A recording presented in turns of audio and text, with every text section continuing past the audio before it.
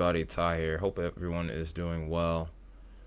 We've been dealing with a lot of tech issues as of late, and also I've been noticing a little bit of issues with the Storm Prediction Center website itself here. So we're going to do the best we can with this. Hopefully this won't be too bad of a video here. But as you can see, we still have a pretty active stretch of severe weather here. While there's a few days on here that have no areas as of right now, I don't think this really tells the full story as to how active it could be.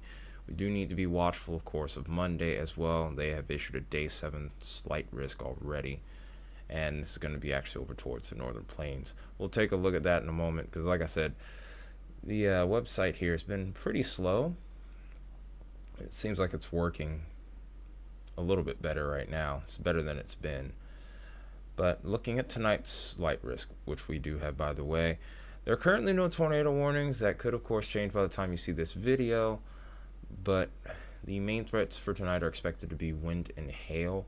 There is a secondary marginal risk that pops up. The main threat over towards the southeast is going to be mostly wind and maybe a couple of broken areas where we see some marginal hail risk as well. So we go towards day 2 here. Okay, this is actually working a little bit better now.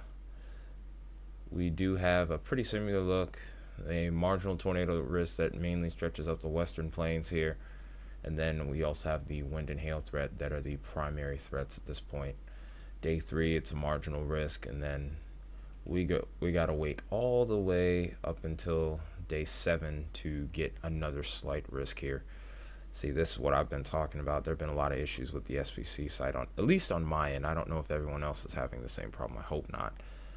But as you can see, predictability to low tags still are predominant across the entire 4 to 8 day spectrum minus the day 7 slight risk here.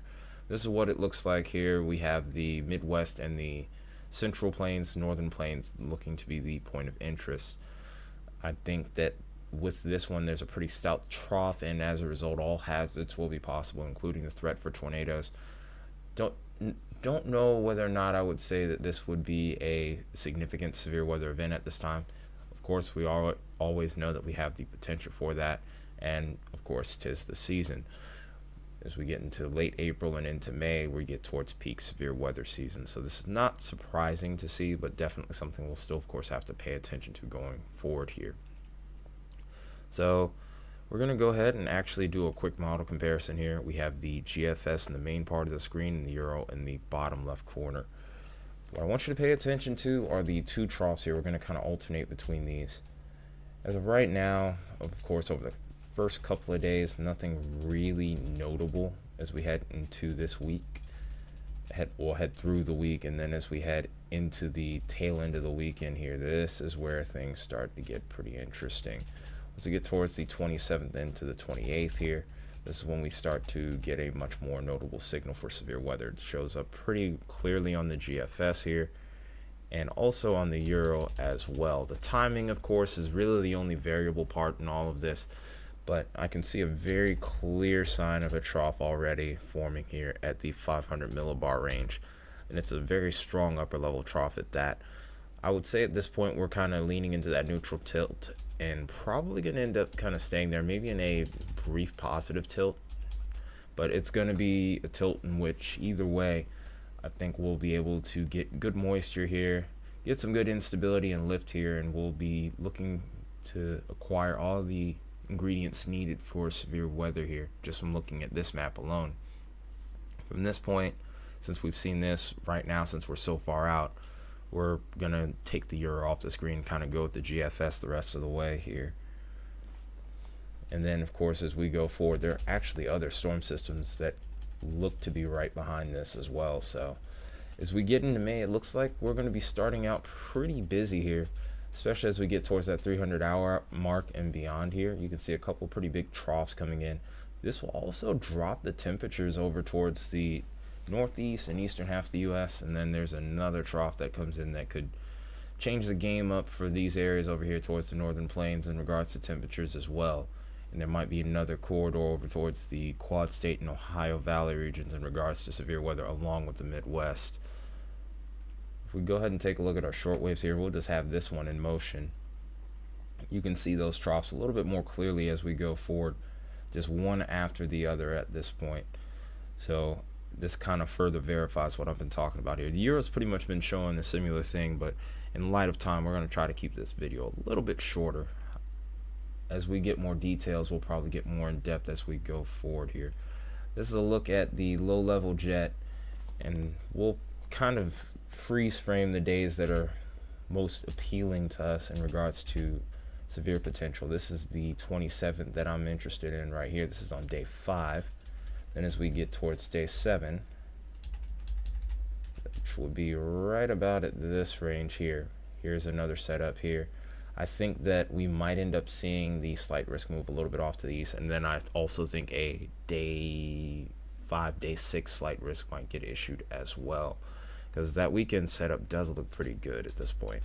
All the parameters do seem to be there at this point in time. And then as we go further along here, those next couple of troughs, obviously we're kind of looking pretty far in advance here, but definitely some things that I'm making note of here might be this system to start out the month for the southeast that comes into play. A lot of uncertainty obviously at this range and beyond, but in either case, no matter how I look at it, I'm seeing early signs of maybe a signal beginning to flare here. We're still looking more or less for a trend at this point, and it's kind of hard to nail anything down past 300 hours at this point. So let's go ahead and take a quick look at our moisture returns. Of course, this is probably one of the more crucial factors in getting storms to develop here. And as you can see, over towards the Midwest and over towards the plains, we have ample amount of moisture already as we get into the early part of the weekend. As we go further, here we go. Look at that moisture nose stretching all the way into South Dakota at this point. And then as we go even further along, this even stretches into parts of North Dakota as we head into the latter part of Sunday here, heading into Monday. We have ample moisture that also remains as we head into parts of Minnesota, Wisconsin as we get into Monday. So we do have a pretty busy stretch ahead of us, or at least all the signs seem to be there. We let this go further along here. Here's the computer starting to struggle just a little bit. You can see that we continue to have a continuous feed of moisture heading into the central plains here and into the Midwest here before all is said and done at the end of this model run. So like I said, it's the early signs of maybe a signal beginning to develop. Like I said, 300 hours plus. It's very hard to say whether or not this trend will remain, and we're looking for this trend amongst other models here. Like I said, nothing's really concrete at this point, but if we continue to see this, then might start to ring the alarm just a little bit here. Our goal, obviously, of course, with the channel is to not have people panicking, but to keep people informed. So we're going to kind of go only up to about a week in advance with this.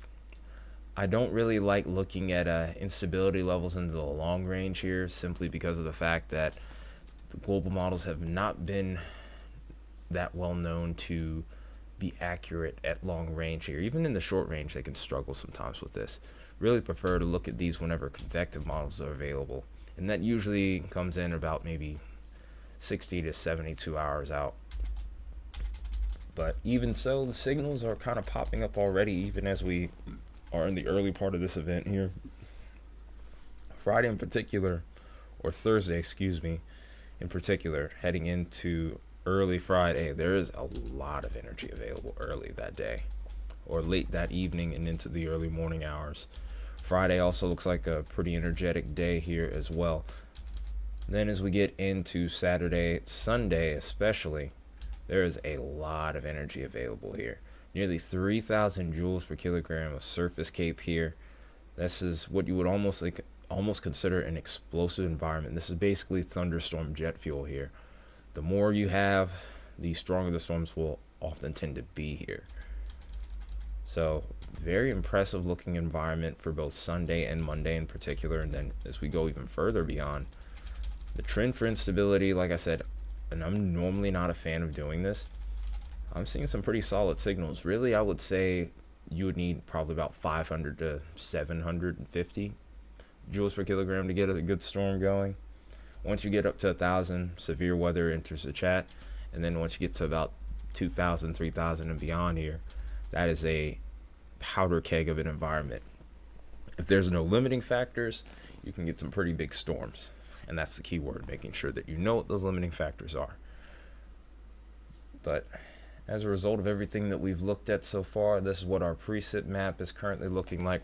Today we're kind of focusing only on our severe weather area, so if anyone's looking for their area, of course, let me know in the comments just what you're expecting for your area. Based off the thumbnail as of right now, I would say that the areas that we hashed out, we're going to pretty much be focusing on from this point. But here is what our signal is looking like in regards to severe storms. Obviously, this range here, and especially with the global models like the GFS, which isn't necessarily high res, it's going to be a little bit harder to see what's going on here. But you can see activity kind of popping off here again on Sunday. And then, of course, these prior days here as well, you can see clear storm development here as well. Any of these that pop off severe most likely will have a good chance of producing hail to damaging winds. Tornadoes, of course, the threat I would say increases more Saturday, Sunday especially, and then into Monday.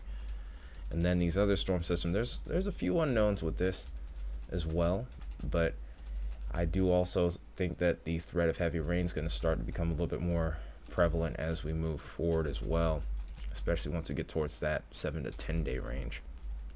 After that point, those cool downs come in, and we even start to see increasing chances of some mountain snow over here towards the rocky regions here. So I do think that we'll have a couple chances of some dynamic storms here again over towards the deep south before all is said and done. It really just depends on the warm sector, if there's going to be enough moisture and instability in place here as we get towards mid-May or early to mid-May at this point here.